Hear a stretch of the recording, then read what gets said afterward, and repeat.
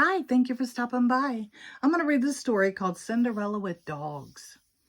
Poor Cinderella, lonely and sad, was sweeping the ashes from the fireplace. Everyone else had gone off to the ball to dance. She had to stay home and work. Poor Cinderella never went anywhere. She never had a single bit of fun, ever. If only I had a fairy godmother, she said. Suddenly, the door flew open. "Here I am," cried the visitor, "your fairy dog mother. Woof!" Cinderella gasped. "Did you say dog mother?" "I did indeed," said the visitor. "Oh dear," said Cinderella.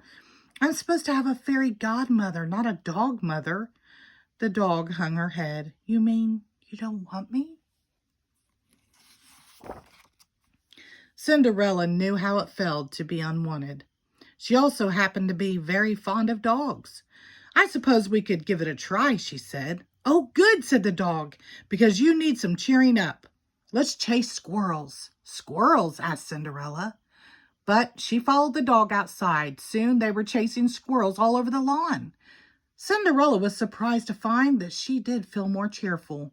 It was the first time she'd been outside in weeks.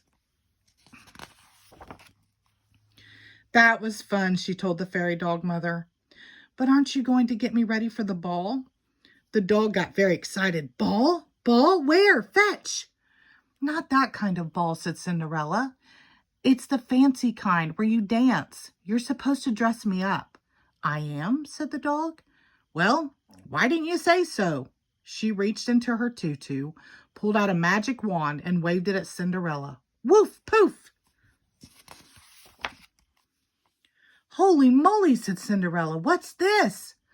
"Looks like an old dog blanket." "That's exactly what it is," said the fairy dog mother. "Doesn't it smell divine?" Cinderella gave it a sniff.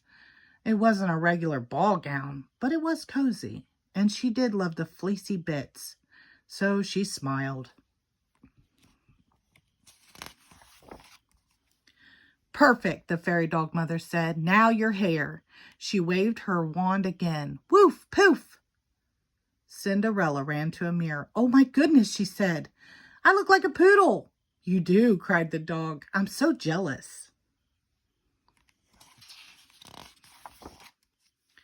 "What about shoes?" asked Cinderella. "Overrated," said the fairy dog mother. "Somebody put booties on me once. They just fall right off." Cinderella shook her head. "I can't go to the ball barefoot." "Very well," said the dog, reaching into her tutu again. "I still have a couple of those booties."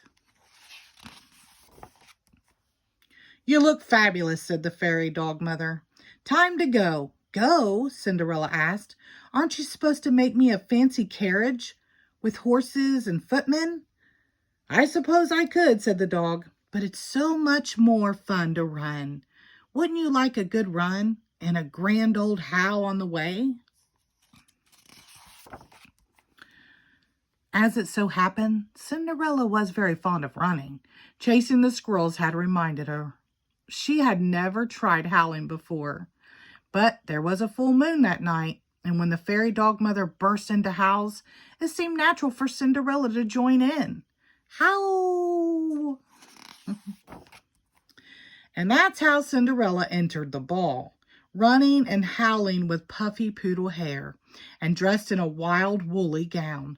Everyone froze in shock, the king and the queen, prince and princesses, duchesses, earls, lords, and ladies in waiting. A few people even fainted. But the king and the queen didn't faint, nor did the prince or the princess. That's because the royal family loved dogs. They had dozens of dogs. They couldn't get enough of them. And at that very moment, the royal dogs ran in. Cinderella dropped to the floor and gave each dog a hug. "She's a marvel," said the king. "I adore her," said the queen. "Love the hair," said the princess. "Yowzers," cried the prince. "She's amazing."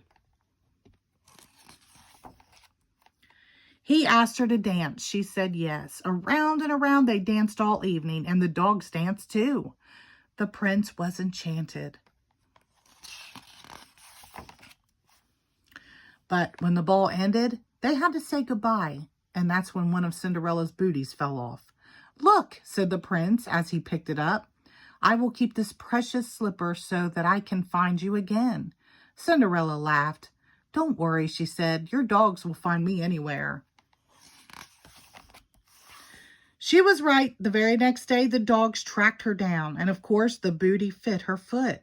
And of course, the prince asked her to marry him. "Well, thanks," said Cinderella, "but I hardly know you. Why don't we have some fun together instead? Have you ever chased squirrels?"